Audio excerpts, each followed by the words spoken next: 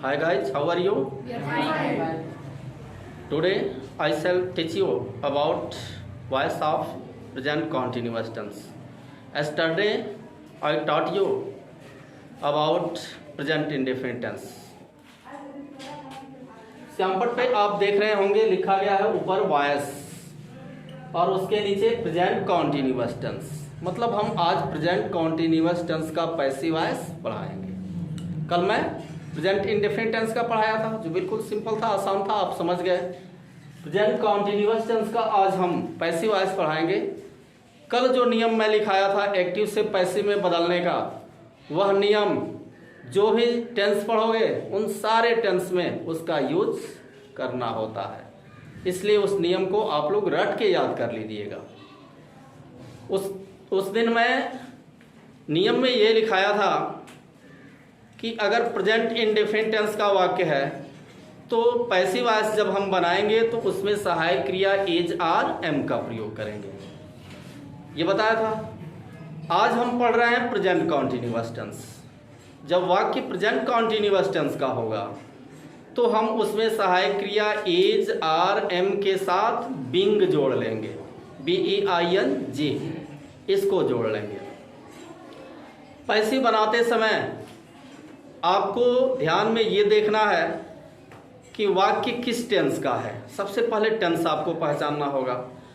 अगर tense present continuous tense का है, वाक्य प्रेजेंट कॉन्टिन्यूअस टेंस का है, तो फिर उसके बाद हमें जो है उस वाक्य के कर्ता क्रिया कर्म को ठीक से देख लेना चाहिए। उसी नियम का प्रयोग यहाँ भी करेंगे। पहले मैं क्या लिखा था? पहले मैं ये नियम लिखाया था कि एक्टिव वॉइस का कर्म पैसिव वॉइस में कर्ता के स्थान पर आ जाता है। तो एक्टिव वॉइस ये लिखा गया है, Raja is playing cricket, Raja cricket खेल रहा है।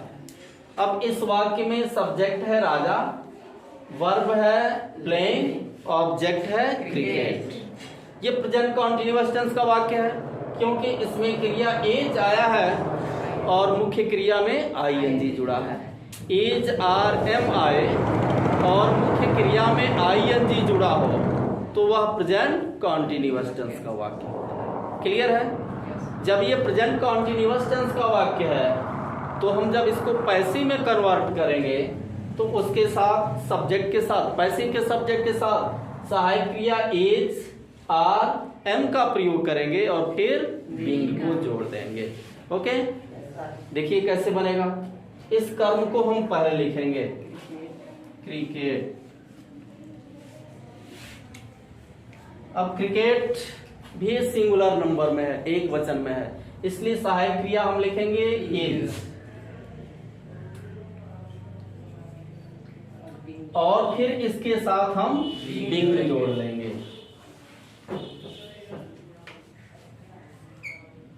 अगला नियम मैं लिखाया था कि जो एक्टिव वॉइस में क्रिया आता है उसको हम तीसरे रूप में लिखते हैं। तो प्लेइंग का तीसरा रूप प्लेड। और नियम क्या लिखाया था? एक्टिव वॉइस के कर्ता को पैसिव वॉइस में कर्म बना लेंगे और उसके पहले बाई का प्रयोग करेंगे। तो हम एक्टिव वॉइस के इस कर्ता को कर्म के स्थान पे लिख देते हैं, उसके पहले बाई लिख देते हैं। बाई राजा,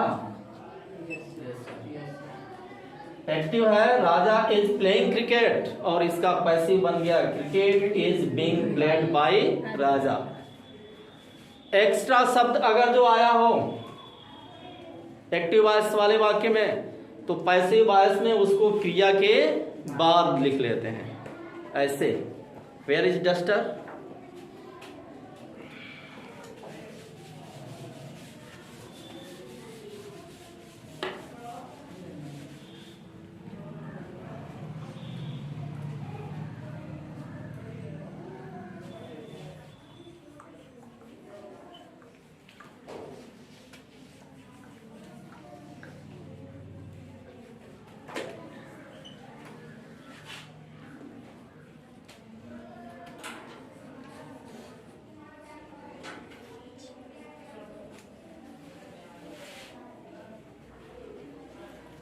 एक्टिव वॉइस का वाक्य है mother is cooking food in the kitchen.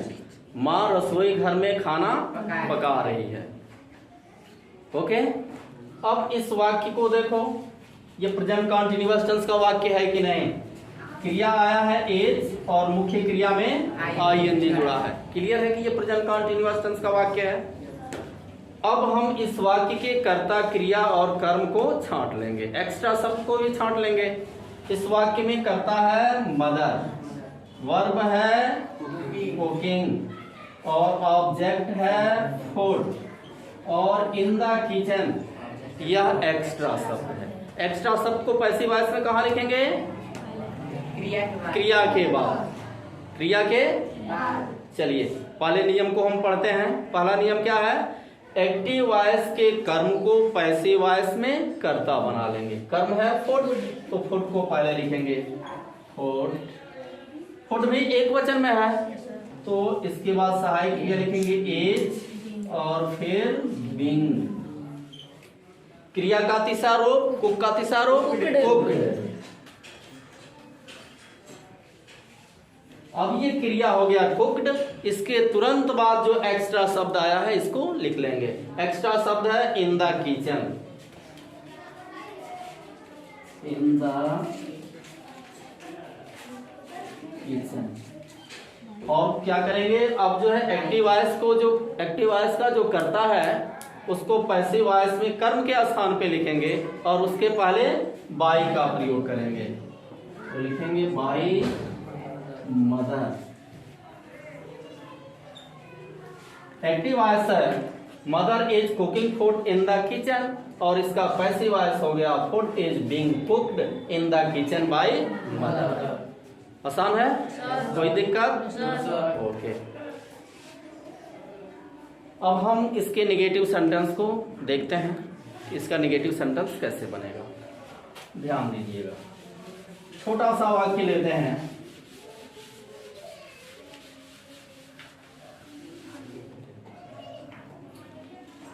Manish चावल नहीं खा रहा है। Manish is not eating rice. Manish चावल नहीं खा रहा है। सबसे पहले हम क्या देखेंगे कि किस टेंस का वाक्य है, ये देखेंगे। तो इसमें आप देख रहे हैं कि सहायक क्रिया इज आया है, मुख्य क्रिया में आईएनजी आया है। क्लियर है कि ये प्रेजेंट इन कंटीन्यूअस टेंस का वाक्य है। और नेगेटिव है, नॉट भी आया है। अब इसमें भी कर्ता, क्रिया, कर्म को हम ढूंढते हैं। कर्ता है मनीष, क्रिया है ईटिंग, कर्म है एक्स्ट्रा शब्द नहीं है। इस वाक्य में एक्स्ट्रा शब्द नहीं है, तो पैसिव इसका कैसे बनेगा, यह ध्यान देने वाली बात है। नियम वही है, एक्टिव वॉइस के कर्म को पैसिव वॉइस में कर्ता बनाएंगे। पहले लिखेंगे हम राइस। राइस भी सिंगुलर नंबर है, तो एज। ध्यान देना, यहाँ इसके बाद नॉट आया है तो यहाँ भी इसके बाद नॉट आएगा, इज नॉट। और उसके बाद लिखेंगे बिंग।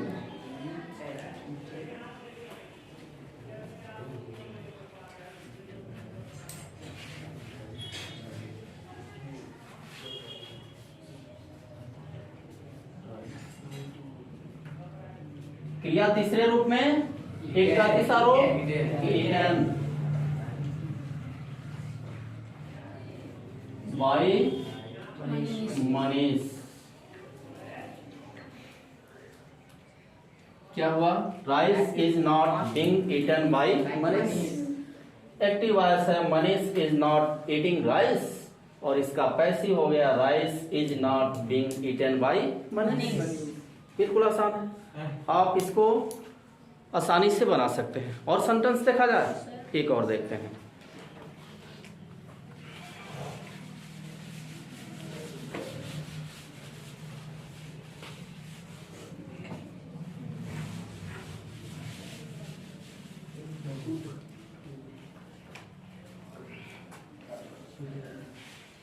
रीता किताब नहीं पढ़ रही है।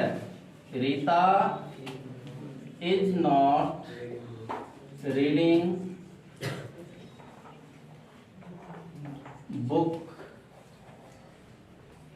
इन her room, in her room.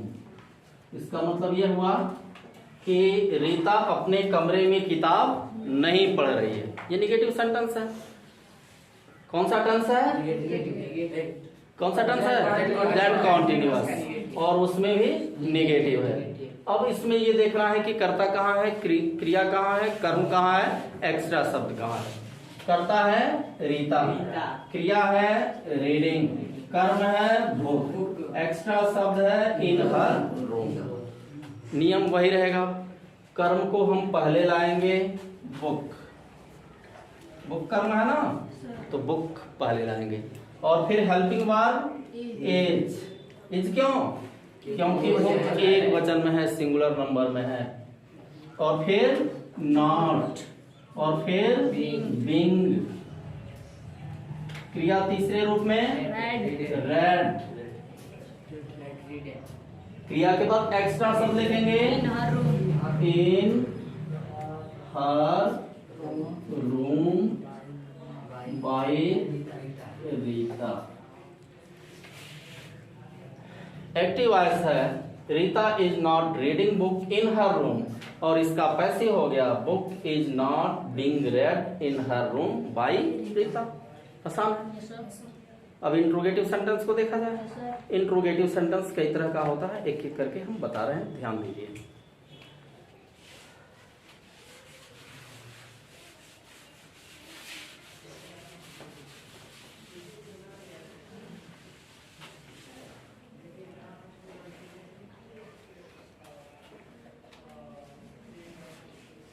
As Rustam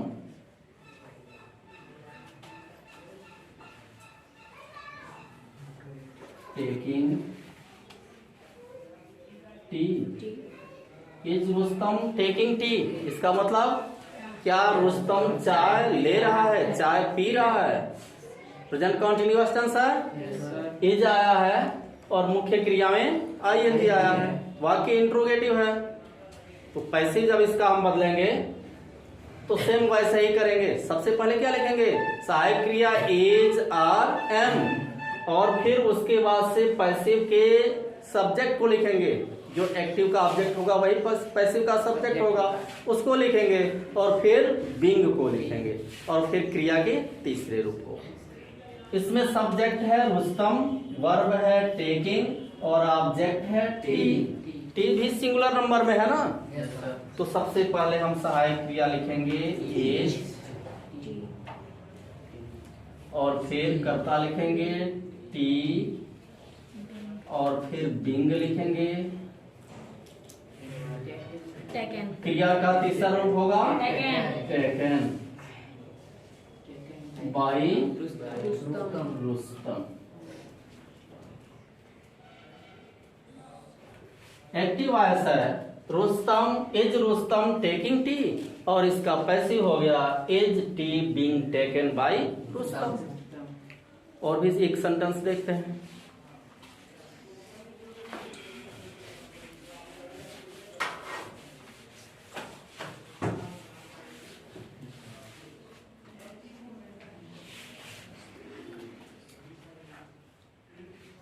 as Mohan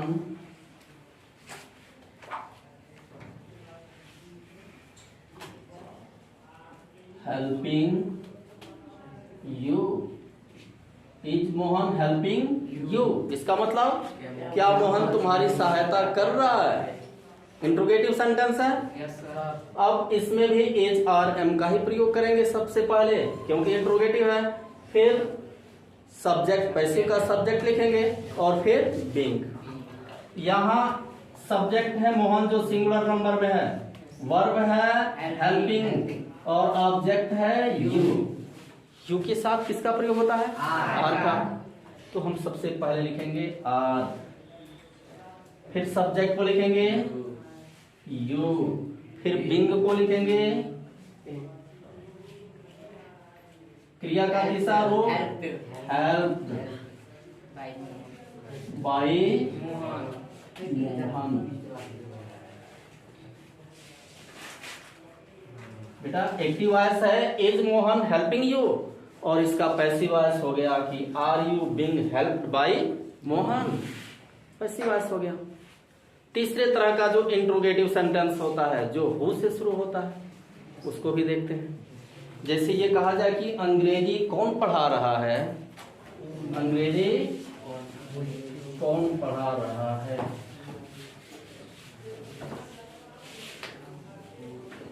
who is teaching English,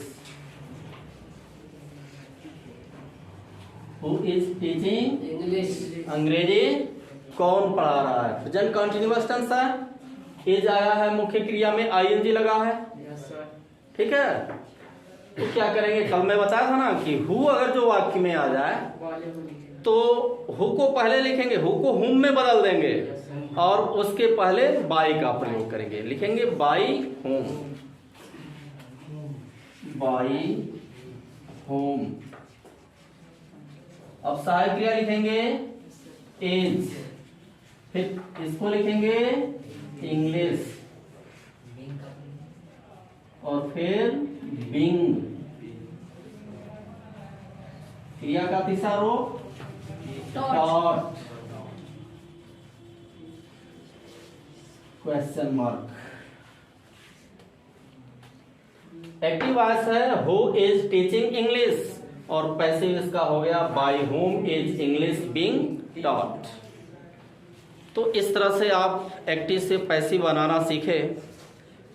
नियम जो है बिल्कुल ही आसान है, एक बार अगर जो आप समझ जाएंगे तो ये आपके दिमाग में रहेगा, आपके दिमाग से कभी नहीं उतरेगा।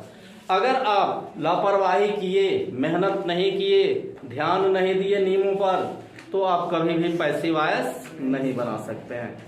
वैसे you are very good student of my coaching centre, I like all of you very much and अब मैं इस वीडियो को यहीं पे क्लोज करता हूँ, बंद करता हूँ। कल मैं आप लोगों को प्रेजेंट परफेक्ट टेंस के बारे में बताएंगे, उसका पैसिव वॉइस कैसे बनेगा। Best of luck, good bye.